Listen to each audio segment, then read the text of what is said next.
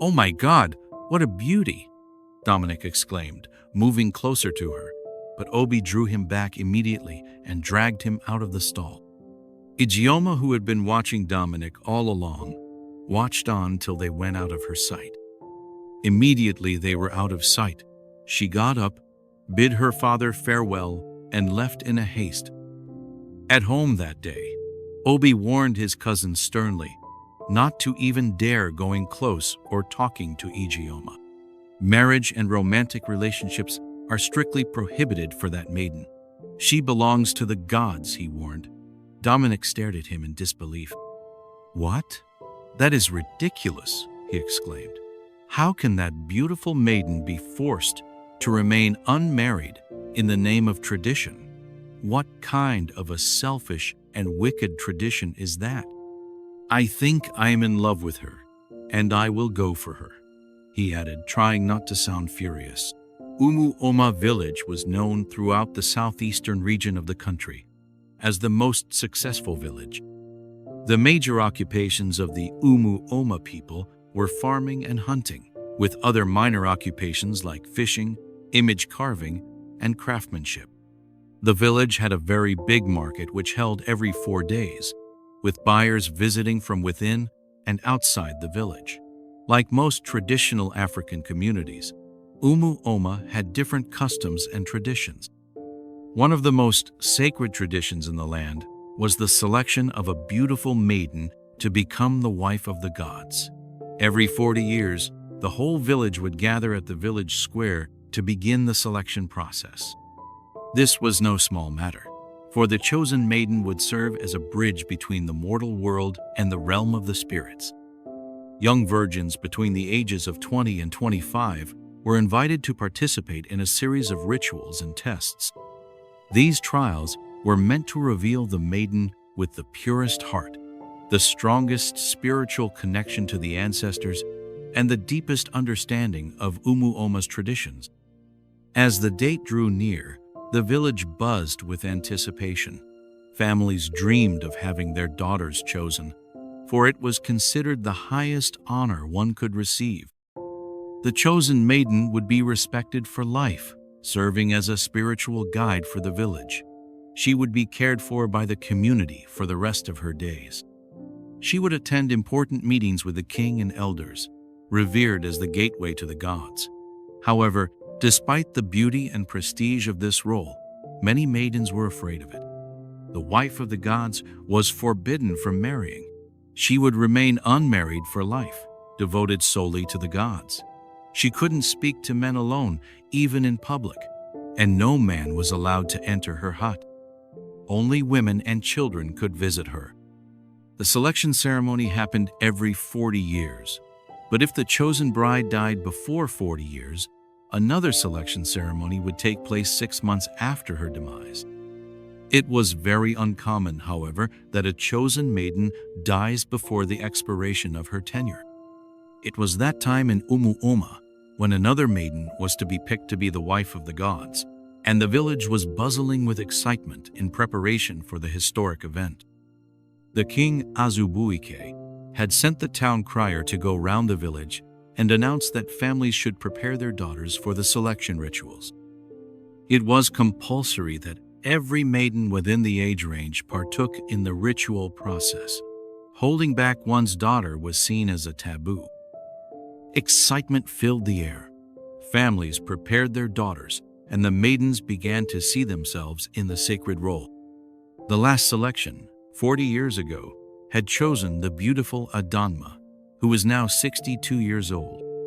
Tradition demanded that once a new wife was chosen, the former would hand over the staff of office and retire from public duties. She would still be cared for until her passing. Finally, the day arrived. Villagers gathered at the square, and the eligible maidens, elegantly dressed, assembled in a group. Entertainers performed, and the crowd danced joyfully. Afterwards, the maidens were led to the village shrine, and the villagers were asked to return at sunset the next day. At the shrine, the chief priest performed series of rituals on the maidens. They were also put to test, to know how much of Umuoma tradition they knew. After these, they had dinner. Just before they went to sleep in a special place prepared for them, the chief priest handed each of them a cowrie. Tie this cowrie in your wrapper and go to sleep.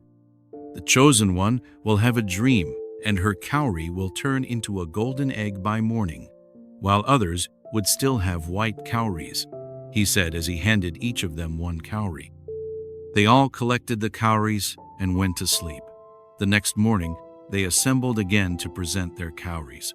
All held white cowries except one, Umuoma. Hers had turned into a small golden egg. The other maidens clapped and cheered, but Umuoma looked far from excited. "Congratulations, my child," the chief priest said with a smile. "The gods have found you worthy to be their wife." He led her into the shrine alone and asked her to recount her dream. She sighed and began to talk. "I saw myself dressed in white and walking down a very beautiful road happily. People were greeting me and bowing to me. I kept walking until I got to a point. One man from nowhere suddenly surfaced, poured palm oil on me, staining my white dress. He began to apologize immediately, saying it was a mistake. He offered to give me another dress, but I refused and left. That was when I woke up," she concluded. The chief priest's smile faded immediately. He looked confused. Every wife of the gods had the same dream of being greeted while walking in white, according to history passed down from all the chief priests. But never had anyone's dress been stained. He took it as a warning. He began to explain her responsibilities, emphasizing that she must never be alone with any man, not even in public. Umuoma nodded in understanding. Then the chief priest summoned a group of women to dress her in white and adorn her with white chalk. At sunset, the people gathered in the village square, waiting patiently to see the chosen maiden. The old wife of the gods was with the people, seated under a beautifully crafted shed with her maids. The chief priest appeared from a distance, leading a maiden whose face was covered. They were accompanied by some village chiefs. Other maidens were to join the crowd after the chosen one had been unveiled. They got to the patiently waiting crowd, and the chief priest began to address them. "Today in history, the gods have chosen a new bride. I want to say congratulations to us all in Umuoma. This is the beginning of another successful 40 years in our land. I hereby present to you all the wife of the gods," he said as he unveiled Umuoma. Immediately she was unveiled. The excited crowd suddenly went quiet while some began to whisper among themselves. Umuoma's mother fainted immediately and was rushed out of the village square. The handover ceremony continued as though nothing had happened. The old bride handed the staff to Umuoma and blessed her. "Your reign shall bring blessings and prosperity to our land," she prayed. "Amen," the crowd chorused. The old bride led Umuoma to her hut, to be presented to the king the next day, after which she would be taken to her newly built hut and given her own maids. Everyone returned to their homes, feeling very sad for Umuoma's parents. Umuoma was their only daughter and only child, a child they had after many years of waiting. Umuoma's father, Namdi, was a skilled woodcarver, known throughout the region for his intricate designs and ability to breathe life into chunks of dead wood. Married to Neka, his wife and mother of their only child, Umuoma. Neka, his wife, was a talented crafter who created colorful beaded jewelry that beautified a lot of women in Umuoma. Her stall was always flooded by beautiful maidens from within and the neighboring villages who visited her to buy beads to beautify themselves. Neka was indeed good at her craft, and she made a lot of money from the business. For years back, after they got married, Neka couldn't conceive. Whispers began to circulate throughout Umuoma. People tagged her barren, and Namdi's family advised him to pick another wife, but he vehemently refused. Instead, he visited different medicine men with his wife. They took all the herbs as prescribed, yet there was no result. Exactly 10 years after they got married, Neka called her husband and told him to listen to his family and take a new wife. "My beloved husband, I think you should take a new wife, like you have been advised to. Maybe she could bear you children. I am tired. I can't do this anymore. I do not want you to suffer because of me. I want you to have the family you deserve," she said in tears. Namdi didn't reply her. He just got up and left for the forest to search for wood for his work. He spent 3 days in the forest, which was unlike him. He just wanted to escape from the growing tension at home and in the village. On the 3rd day of being in the forest, something mysterious happened. Namdi saw an old woman he had never seen before. She sat on a fallen log, her wrinkled hands working a piece of wood with a small knife. Namdi walked up to her. "Good day, mother," he greeted respectfully. The old woman looked up. "Good day, carver. What brings you so deep into the forest?" she asked. Namdi couldn't hold back. He poured out his heart to this stranger, his love for Neka, their struggle to conceive, and the pressure from the village. He was so grateful to have been able to share his burden with her. The old woman listened patiently, nodding occasionally. When Namdi finished, she handed him the small statue she had been carving. It was a pregnant woman, her hands resting lovingly on her swollen belly. "Take this," she said, "place it in your home, and have faith. Your time will come." Namdi took the figurine, thanked the old woman, and turned to leave. He looked back to ask her a question, but she had vanished as if she had never been there at all. Namdi returned home and placed the figurine on a shelf in their hut. Neka curiously asked him about its origin, but Namdi simply said it was a gift from a kind stranger. 3 months later, Neka began to feel nauseous. She visited the village healer, and there she was confirmed to be with child. The news of Neka's pregnancy spread through Umuoma like wildfire. Those who had once whispered about Namdi taking another wife now came to offer congratulations and blessings. The entire village seemed to come alive with excitement as they awaited the birth of this long-anticipated child. At exactly 9 months of being pregnant, Neka gave birth to Umuoma. After the birth of Umuoma, the figurine mysteriously disappeared, and Neka couldn't conceive anymore. So they stopped trying and raised Umuoma with so much love. She grew into a beautiful young woman, loved by everyone in the village because she was very respectful.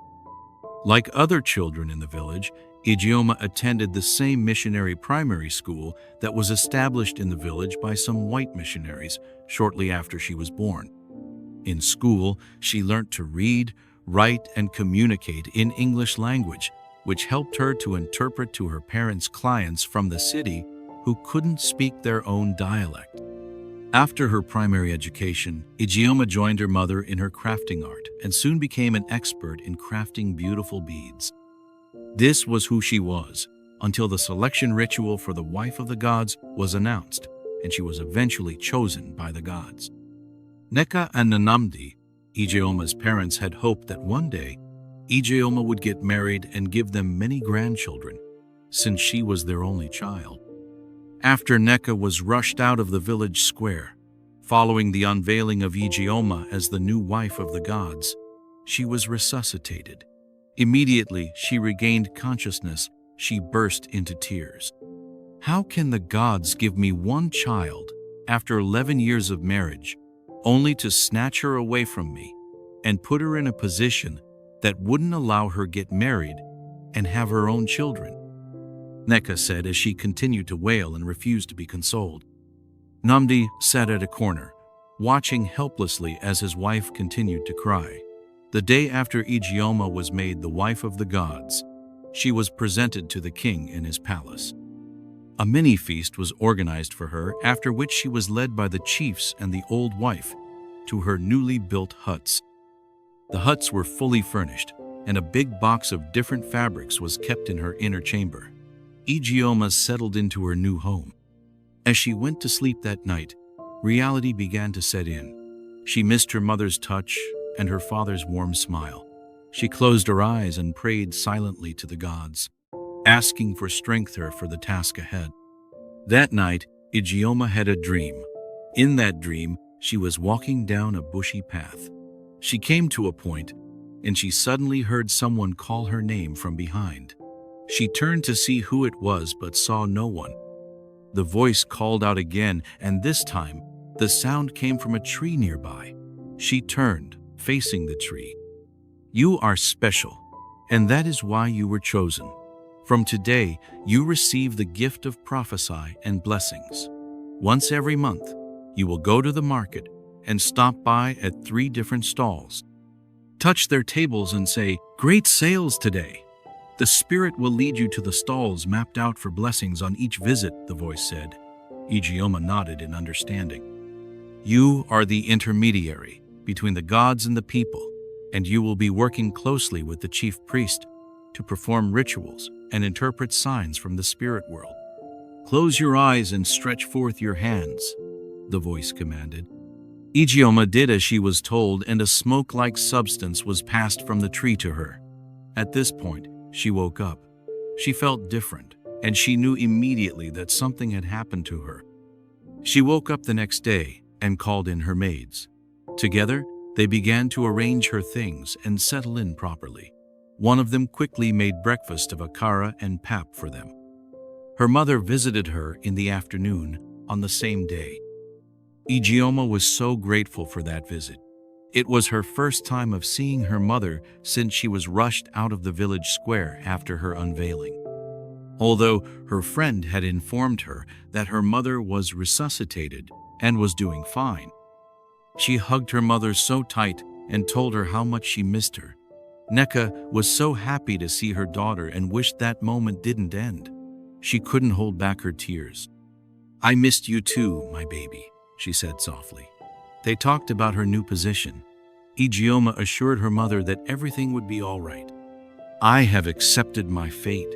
This is my reality, and I can't run away from it. I pray the gods be with you," her mother replied. She spent some more time with her daughter, after which she left. The next day, which was Umuoma Market Day, Umuoma woke up very early. She had breakfast and dressed up. She told her maids to get ready for an outing. Then, she entered her hut and made some incantations.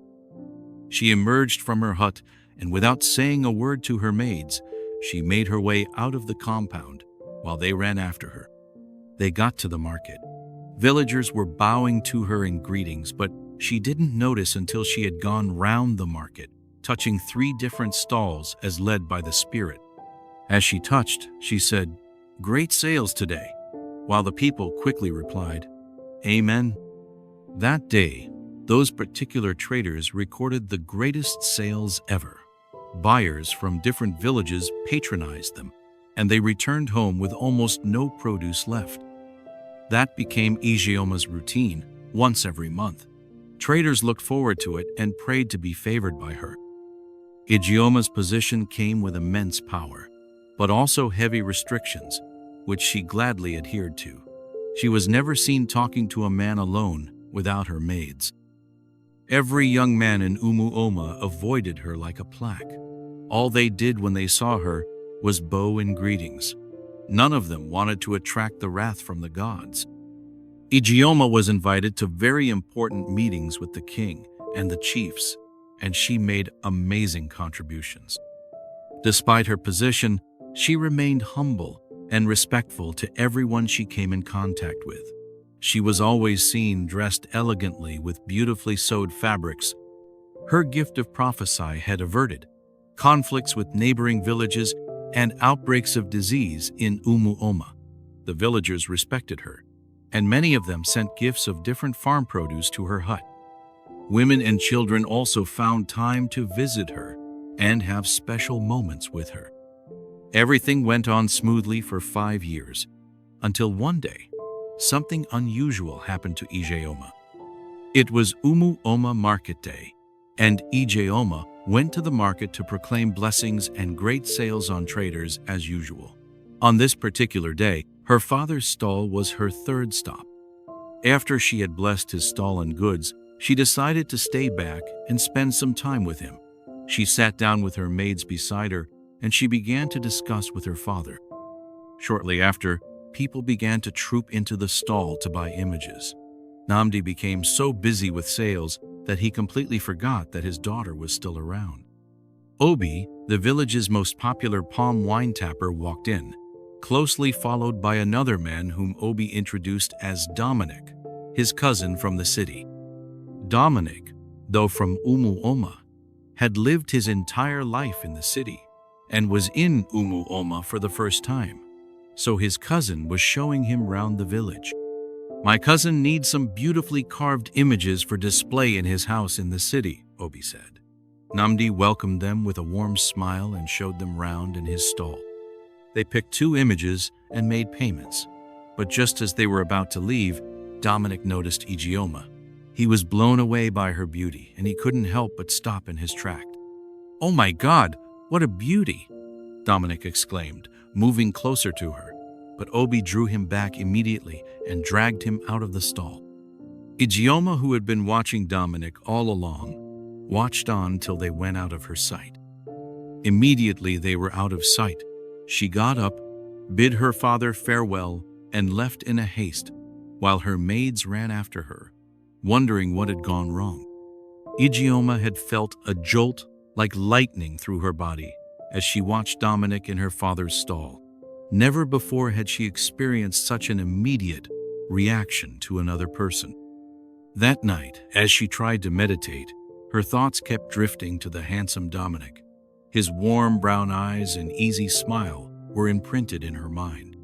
She rebuked herself for such improper daydreams, but found it impossible to remove him from her thoughts.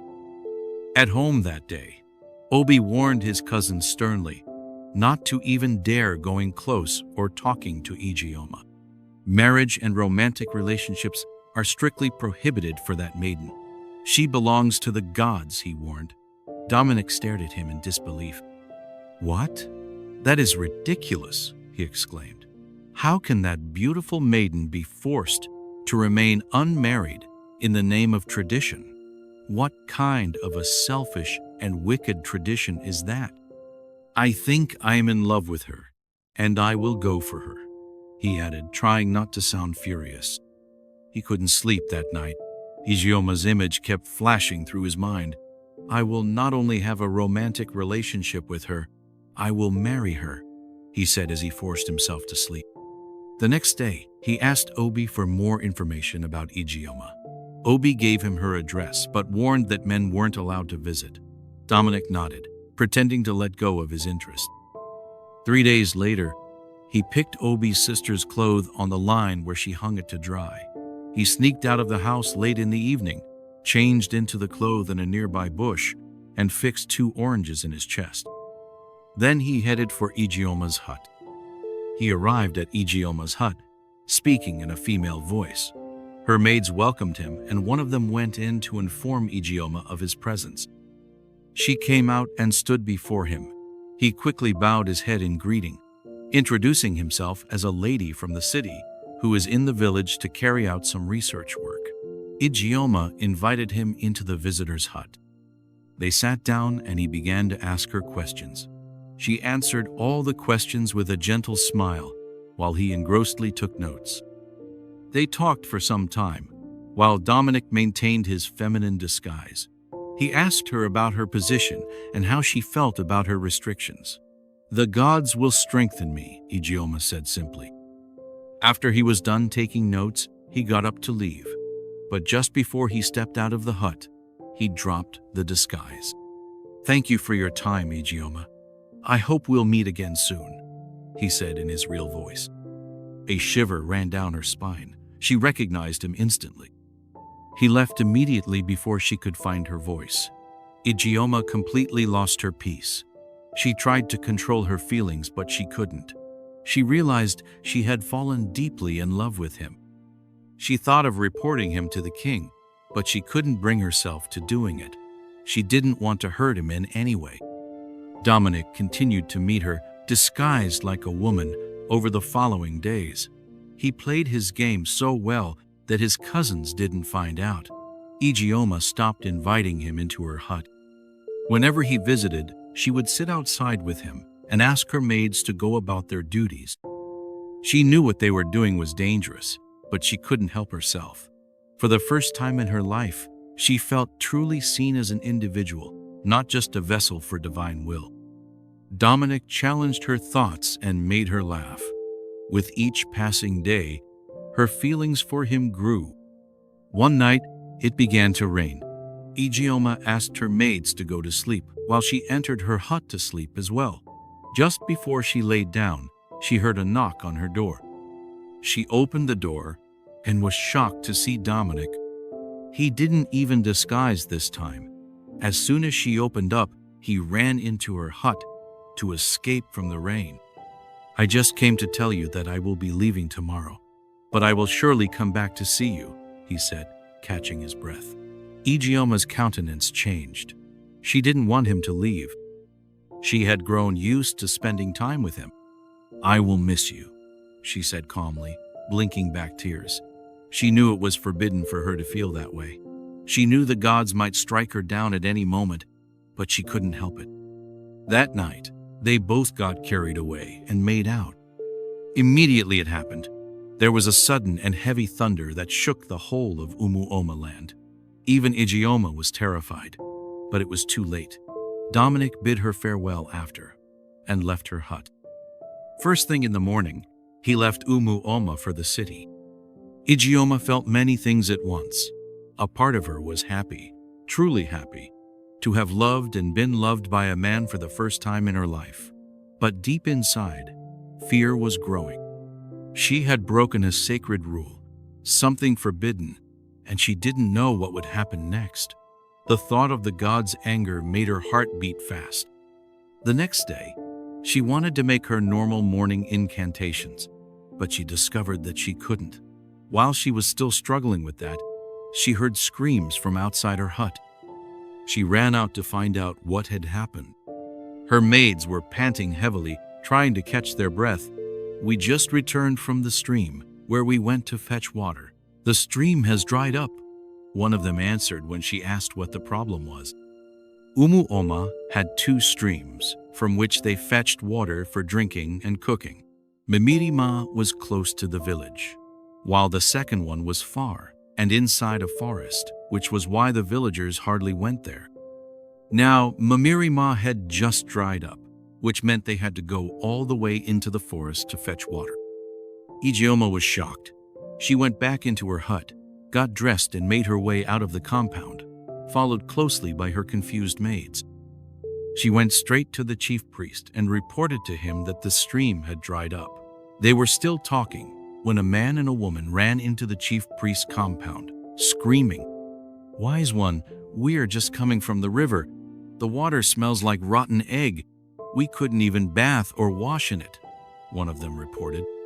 Strange things began to happen in Umuoma. A strange illness befell the villagers. Women and children were the mostly affected ones. They had strange and very itchy rashes on their skin. They would scratch their skin until they began to bleed. Villagers had to go all the way into the forest to fetch water from the second stream. Everything changed all of a sudden, and Umuoma moved from one of the most envied villages to the most dreaded and avoided village. People who visited Umuoma to buy their farm produce and bushmeat suddenly stopped patronizing them. Farmers recorded the poorest harvest ever in the history of Umuoma that year. The river was a no-go area. All the fishes in the river died, and the whole river smelt so bad. Fishermen became very poor as there were no fishes left in the river. Umuoma moved from grace to grass. All these happened within 3 months of Umuoma's forbidden act. The king had several meetings with the chief priests, the chiefs and Umuoma, to find out what was wrong and what sacrifices to make to appease the gods. The chief priest made several consultations but said that the gods were silent. 6 months after the forbidden act by Umuoma, she had a dream. She saw herself being chased by the villagers. They called her several terrible names and blamed her for their predicament. As she was running, Dominic suddenly emerged from the bush and dragged her into hiding. The villagers ran past them without knowing it. She woke up sweating and panting. She burst into tears immediately at the realization that the village was experiencing the hardship and strange illness because of her. Back in the city, Dominic's business suddenly began to boom.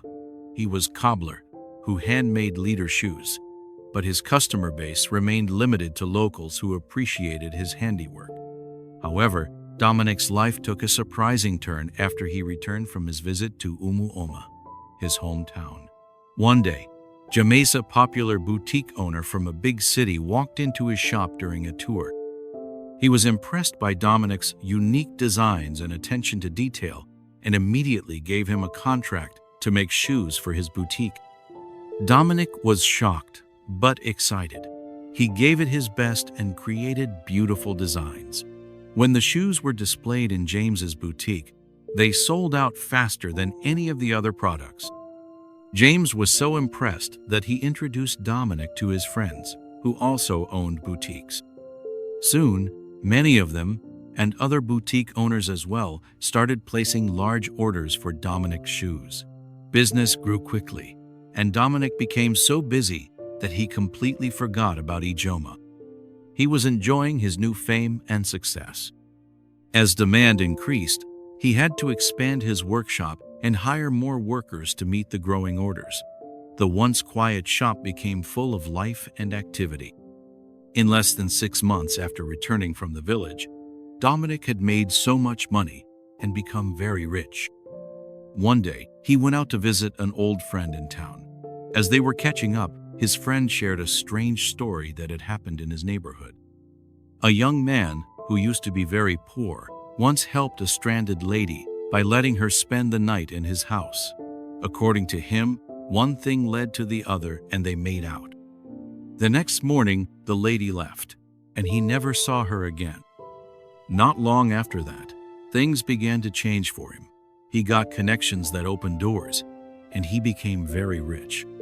Later, his uncle, who was a spiritualist, revealed to him that the lady he had spent the night with was a special being. Any man she met with became fortunate. As Dominic listened, his mind went back to Umuoma. He began to connect the dots and felt strongly that his encounter with her might be the reason for his sudden success. He had often wondered about his quick rise to wealth and had always felt it wasn't ordinary. After meeting with his friend, he made up his mind to travel to the village and see Umuoma. If possible, he would ask her to marry him. He still loved and admired her deeply. He gave instructions to his workers and left for Umuoma. It was around this time that Umuoma had dreamt of being chased by the villagers. Dominic arrived the village and heard about the sad happenings in the village since he left. He was shocked and wondered how all of those things happened within such a short time. He stylishly asked his cousin about Umuoma. "She is fine. I saw her earlier today entering her father's compound. I guess she just went to visit them," Obi replied him absent-mindedly. Dominic asked for their house address. "I would like to visit the couple that gave birth to that angel," he said jokingly. Obi gave him the direction to their house. Umuoma had visited her mother earlier, the same day Dominic arrived. She confided in her mother, telling her everything that transpired between her and Dominic. "I am sorry, Mother. I am so ashamed of myself," she apologized. "Abomination!" her mother screamed, shocked to her bone. She stared at her daughter with a mixture of anger and disappointment. She began to cry immediately. "This has never happened in the history of Umuoma. Umuoma, you have finished me," she said as she continued to cry. Umuoma bowed her head in shame. She knew she was wrong, but her mother's reaction hit her differently. She began to wish she had never met Dominic. Her mother finally stopped crying after a while, looked straight into her daughter's eyes and said, "You have to leave this village immediately.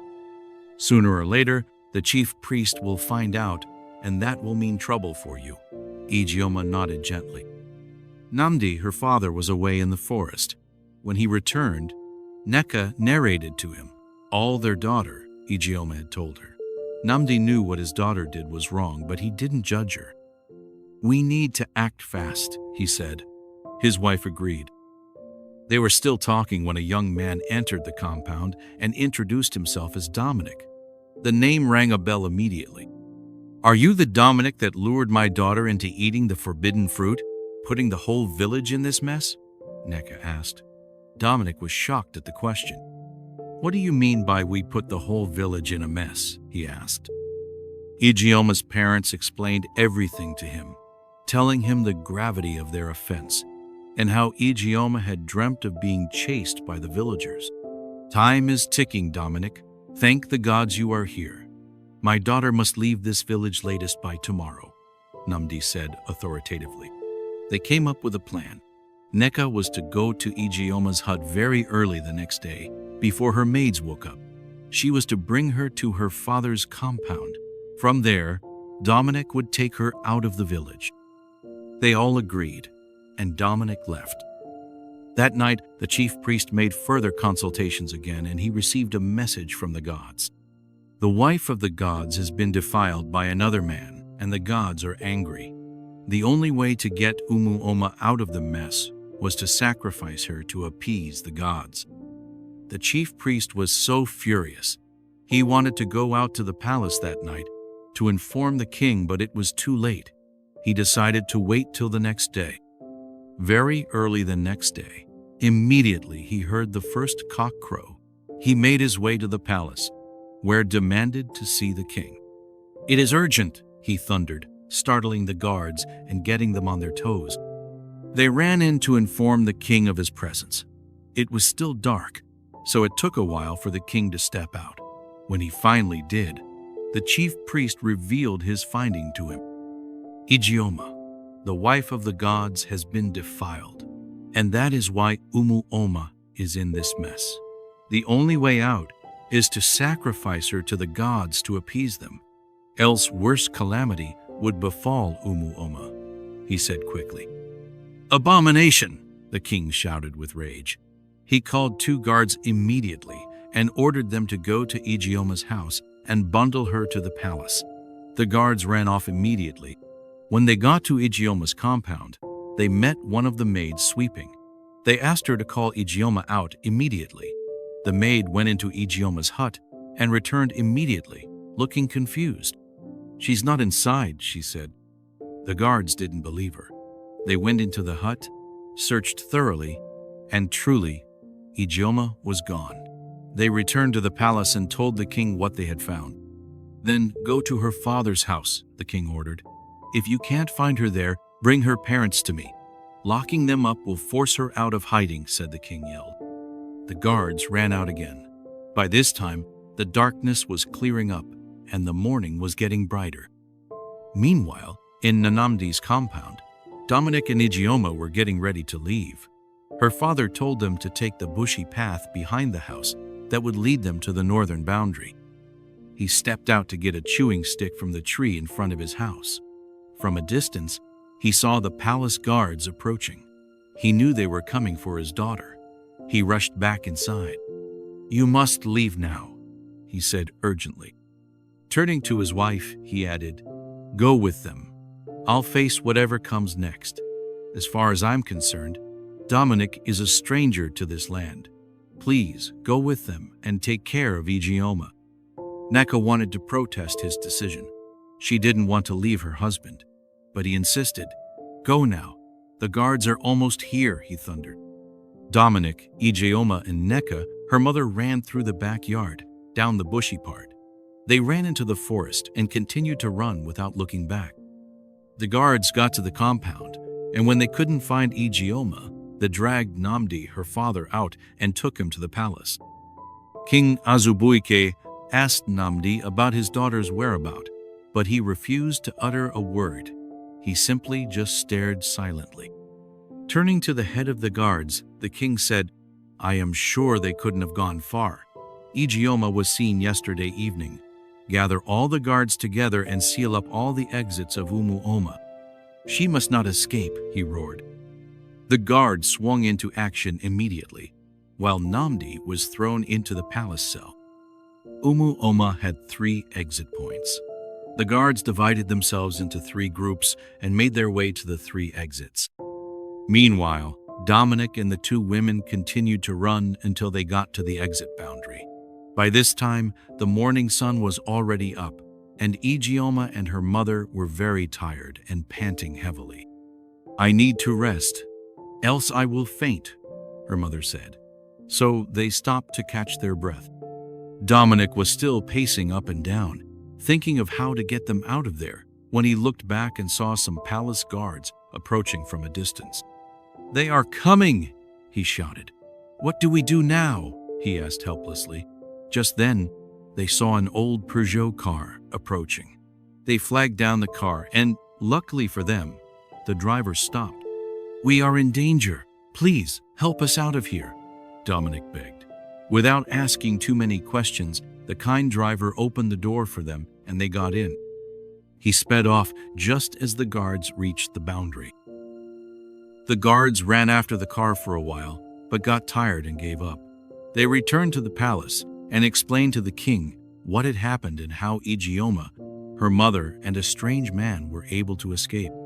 The king was very furious. "Go into the village at once. Find out the identity of the young man and report to me immediately," he thundered. "I saw that man with Obi yesterday, on his way to tap palm wine," one of the guards replied, bowing his head.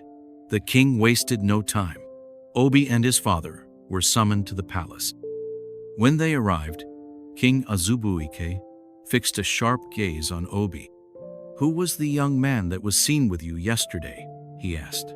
"Your Majesty, his name is Dominic, and he is my cousin," Obi responded with a bow. Obi's father stepped forward and bowed gently. "Dominic's father was my elder brother. He passed barely 2 months after Dominic was born, and his mother's family took both Dominic and his mother out of this village to the city. I never saw or heard from them again until recently, when he showed up wanting to know his root. I was able to recognize him with the birthmark that every child in our family has.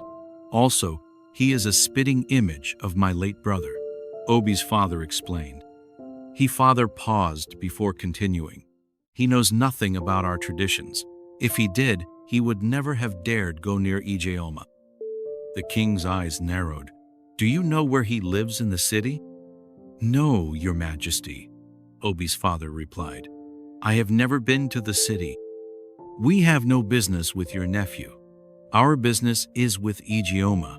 She knows that traditions as well as her restrictions as the wife of the gods. If she is not sacrificed, calamity would befall us. If you hear from Dominic again, please let us know.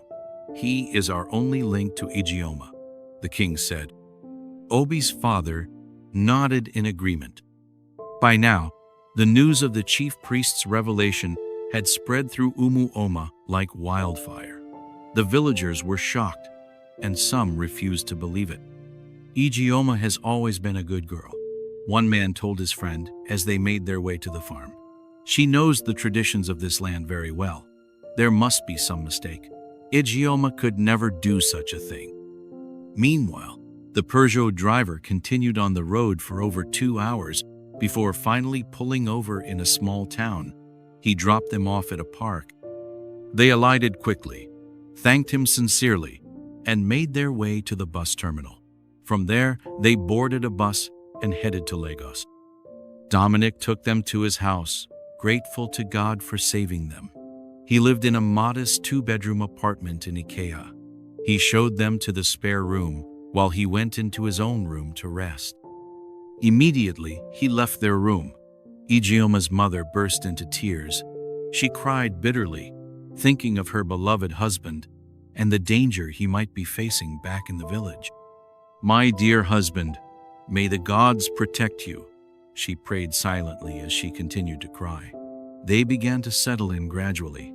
Soon, they got used to living in Lagos. Days passed, and they slowly began to settle into life in Lagos. Dominic made sure they lacked nothing, but he had one strict rule: they were never to leave the house. His reason was simple. Someone from Umuoma might be visiting the city and recognize you. I can't take that risk, he told them firmly. 2 weeks after returning from the village with Ijeoma and her mother, Dominic sent word to his own mother, Madame Ulama, who lived in another city, asking her to come and visit him. When she arrived, Dominic told her everything that had happened during his trip to Umuoma, how he met Ijeoma, what took place between them, and why she and her mother were now staying in his house. Uloma listened intently, not interrupting until he finished. Then she shook her head in disbelief and raised her voice. "Dominic, do you even realize what you've done?" she scolded. "Why would you sleep with a woman who is the wife of the gods? Do you know you are lucky you weren't caught? If they had caught you, you would have paid with your life." Although Uloma was aware of the Umuoma tradition of choosing a maiden to be the wife of the gods, she had never thought her son would fall in love or be foolish enough to get entangled with one. She herself had left Umuoma after the death of her husband, Dominic's father. Dominic had been their only child, and she never remarried. After her husband's passing, she never returned to Umuoma. She single-handedly raised Dominic. When Dominic turned 30, he began asking questions about his father's village, wanting to meet his extended family. Uloma had given him directions to his uncle's compound in Umuoma, but refused to accompany him. She still carried bitterness toward them. Her late husband's family had accused her of having a hand in his death, and they had treated her cruelly before her own family took her away. She didn't like the idea of mother and daughter living with her son, but she had no other option. Dominic brought it upon himself. Dominic told Enneka of his intention to marry Ijeoma, but Enneka gently turned down his request. "The bride price has to be paid to my husband or his family. I don't have the right to marry off my daughter without their consent," she explained. Back in Umuoma, Namdi remained in detention, although the king knew that what happened wasn't his fault. He refused to let him go, thinking it would make Ijeoma to return to Umuoma. 3 months after Ijeoma's escape and Namdi's detention, he fell terribly sick in detention. He got worse after 2 days and stopped eating his food. He began to vomit and became very pale and weak.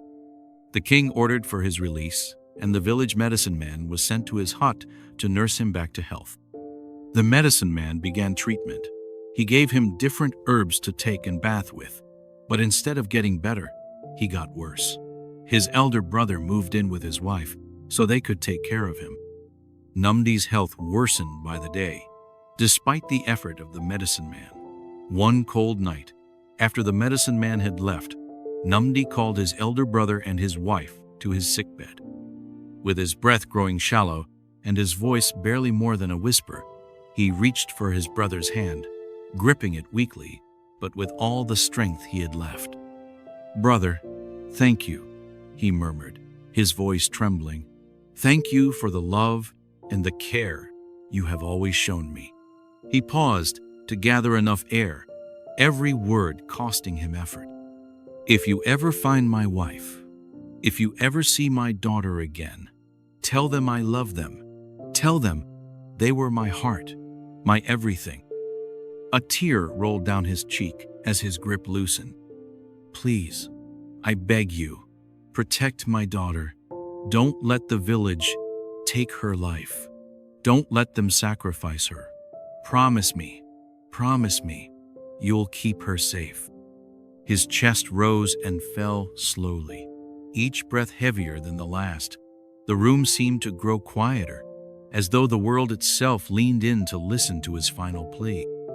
When he finished speaking, his voice faded into silence. His chest rose once, then fell, and never lifted again. His hands slipped from his brother's grasp, limp and lifeless. A cold stillness crept over his body.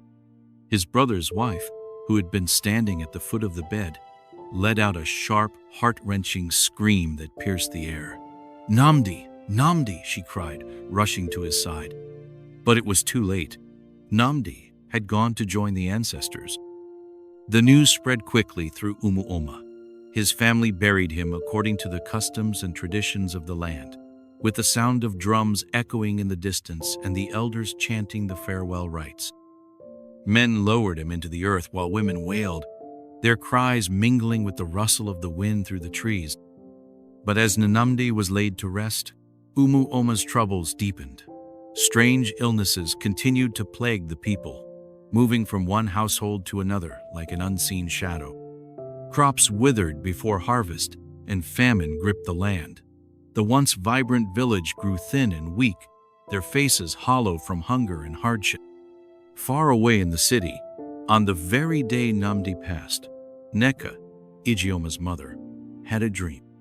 In it, she saw her husband dressed entirely in white, his face calm and radiant, his eyes filled with a peace she had never seen before. He was smiling at her, lifting one hand to wave. "Namdi!" she called, rushing forward to hold him. But no matter how she stretched her arms, she could not touch him. It was as though an invisible wall separated them. Still smiling, he kept waving until his figure began to fade into the distance.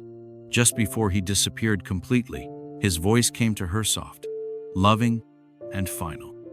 "Take good care of yourself and of Ijeoma. I need to rest now." She woke with a gasp, her pillow damp with tears. A deep ache settled in her chest, and she knew, without a single doubt, that her husband was gone. In the morning, she told Ijeoma about the dream. The moment she finished, mother and daughter clung to each other, their sobs filling the small room. "I love you, Father," Ijeoma whispered through her tears. "You sacrificed everything for me. You will live forever in my heart." Life in the city went on, though the loss never left them. Dominic, Ijeoma, and her mother settled into a quiet routine. Dominic made sure the house was stocked with food, while Ijeoma took charge of the cooking. The scent of her meals would fill the small apartment, bringing warmth to their evenings. Dominic soon began to notice something strange, something that unsettled him deeply. Whenever he upset Ijeoma or made her unhappy, misfortune seemed to follow him like a shadow.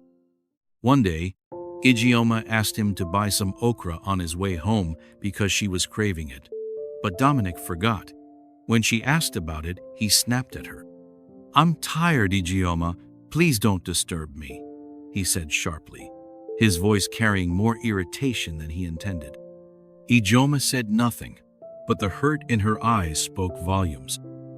The very next morning, he barked at her again, demanding his breakfast. Without a word, she quietly served him his food. That day at his workshop, a client who had promised to pay for a set of custom-made shoes suddenly changed his mind. "I'm no longer interested," the man said flatly, walking away. Dominic was stunned. Nothing like that had ever happened to him before. On another occasion, during a heated moment of frustration, he called Ijeoma a burden. "You just sit at home while I go out to work and make money," he muttered in anger. 2 days later, another lucrative deal slipped through his fingers. By then, Dominic understood the pattern. Every time he hurt Ijeoma, something went wrong in his business. From that moment on, he made a silent vow never to raise his voice at her again. And true enough, once he stopped making her unhappy, his business began to flourish steadily. 6 months after their escape from Umuoma, Ijeoma became pregnant. Neka, her mother, was overjoyed. "I'm going to be a grandmother at last," she exclaimed, her face glowing with happiness. But their joy was short-lived. 3 months into the pregnancy, Ijeoma began to behave strangely. Some days, she was perfectly fine lying, cooking, and chatting with her mother. But other days, she would burst into loud, uncontrollable laughter for no reason, her eyes distant, as if seeing something no one else could. At times, she spoke to unseen beings, her words soft and pleading. One night, she woke up in the middle of the night, sat upright, and began to laugh hysterically. The sound was so eerie that it made Dominic and her mother freeze in their rooms. Then she suddenly stopped laughing and turned to face the wall. "Leave me alone," she shouted. "I don't want to be married to you anymore. Is it by force?" She continued talking to the empty wall for several minutes before lying back down and drifting into sleep as if nothing had happened. This strange behavior continued until she went into labor. Miraculously, the moment she gave birth to twins, a boy and a girl, Umuoma, returned to her normal self. Nneka was over the moon with joy. Dominic was equally thrilled, holding the babies in his arms with pride. They named the boy Oliseemeka and the girl Adaolisa. When the twins were 5 months old, Umuoma began to grow restless. "Dominic," she said one evening, "I'm tired of staying indoors all the time. I want to go out, see places, meet people, maybe even start a small business to make my own money." Dominic was reluctant, but he eventually agreed. He began taking her with him to his workshop, leaving the twins in the care of Nneka. At first, she stayed quietly in his small office while he worked in the main area with his apprentices. But after a few weeks, she began to complain again. "I don't want to just sit in the office all day. I want to be in the workshop. I want to see how the shoes are made," she said. Dominic hesitated but agreed. He didn't want to upset her. Soon, she was spending her days in the workshop, chatting with the apprentices as they worked. One sunny afternoon, a young woman came into the shop to buy shoes for her husband. Dominic's boys were attending to her when Umuoma walked in. The woman froze. "Umuoma," she exclaimed, her voice trembling with shock. "Ujunwa!" Umuoma cried, her eyes lighting up. She rushed forward and they embraced tightly, holding on to each other as if afraid to let go. Ujunwa had been Umuoma's best friend back in Umuoma. They had been inseparable until the day Umuoma was chosen to be the wife of the gods. Dominic was out at the time, so Umuoma invited Ujunwa into the office for a quick chat. "What are you doing here?" Umuoma asked, curiosity written all over her face. "I got married 3 months ago," Ujunwa replied. "My husband's father passed away, so we went back to bury him. That's when we met. After the wedding, I relocated here with him." The two friends talked at length about their childhood days and the years they had missed. "How has Umuoma been since I left?" Umuoma asked eventually. Ujunwa's face fell, and she let out a long sigh. "Terrible," she said softly. "The village has been going from one disaster to another. There's famine, children are dying from malnutrition, and now the king has a strange sickness that no medicine man can cure. It hasn't rained in Umuoma for the last 18 months. And," her voice dropped even lower, "every consultation the chief priest has made points to you, Umuoma. He says you must be sacrificed for Umuoma to recover its lost glory." Umuoma stared at her quietly. "Please," Ujunwa pleaded, taking her hand. "Don't even think of going back to that village. If you do, you won't come back alive." Umuoma smiled faintly. "Okay, Ujunwa. Thank you for telling me." They continued to chat, but Umuoma carefully steered the conversation, asking in a casual tone where one could get a bus to the village. "It's not a direct route," Ujunwa explained. "You'll have to take 2 buses, changing at different towns." It was at that moment that Dominic walked into the office. His eyes immediately fixed on Ujunwa, and his expression hardened. Sensing his discomfort, Ujunwa rose to her feet. "Dominic, meet Ujunwa, my best friend from Umuoma," Umuoma said. Dominic gave her a brief nod, his face still stern. Ujunwa understood the unspoken message. She smiled politely, excused herself, and walked out. From that day, Umuoma's heart knew no rest. Her laughter became rare, and her eyes often carried a faraway look. She would sit in silence, staring at nothing, her mind consumed by guilt. How many more lives will be lost? All because of me, she thought. How many children must go hungry? How long will my people suffer this endless famine? One night, after tossing in bed for hours, she whispered to herself, I need to fix this, no matter the cost. For a whole week, she thought about nothing else. She avoided going to the workshop with Dominic and stayed home with her twins. She smiled when they smiled, but each time she held them close, tears rolled down her cheeks. Neka noticed the sadness in her daughter's eyes and asked what was wrong, but Ijeoma would only shake her head and say, I'm fine, Mama.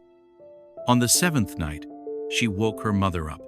The room was dark, except for the dim glow of the moon slipping in through the window. Mother, Ijeoma began softly, her voice trembling, in my next life, I will still choose you and Father to be my parents. You have given up everything for me, even your own freedom. You have lived in this city, dependent on others, only because of me. You've sacrificed everything, and I can never thank you enough. I have one last request, Mother. Please take good care of my children. Neka was confused. What are you talking about? You will take care of your children yourself, Ijeoma. Nobody will do that for you. Ijeoma smiled faintly, tears glistening in her eyes, and hugged her mother tightly. Neither of them spoke again. They returned to bed, but Neka's heart was unsettled. At dawn, Neka entered the kitchen, expecting to see Ijeoma preparing breakfast. But the kitchen was empty. She checked the sitting room, even the bathroom, nothing. Panic started to rise. She rushed to Dominic's room and told him, What do you mean she's not here? Dominic asked sharply, jumping out of bed. They were still debating what to do when there was a sudden knock at the door. It was Dominic's mother, Umuoma. She looked worried, almost frightened. I had a dream about Ijeoma last night, she said, her voice shaky.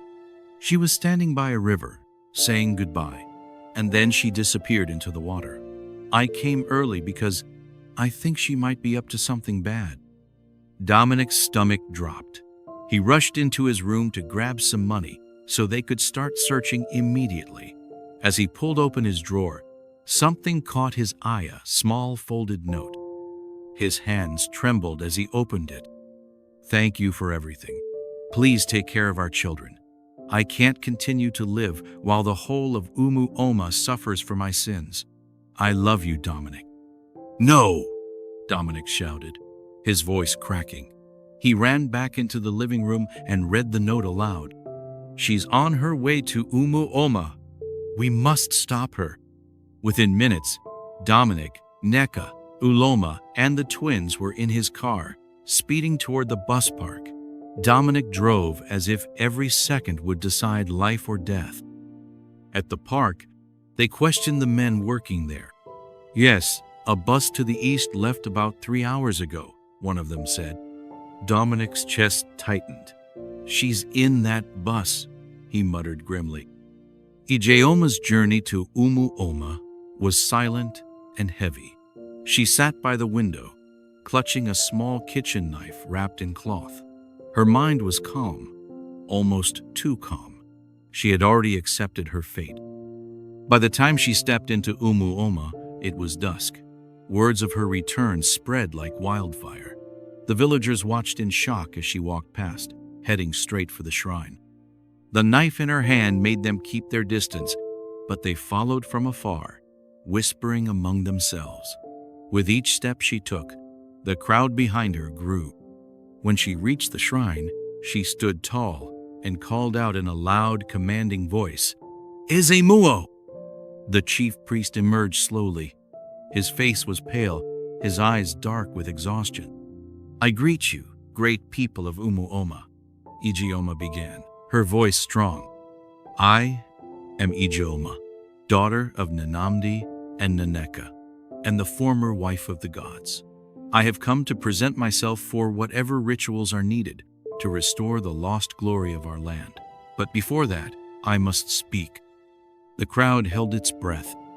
Choosing a maiden to be the wife of the gods and condemning her to a life of loneliness is cruel. If any woman wishes to remain unmarried for the rest of her life, let it be her choice.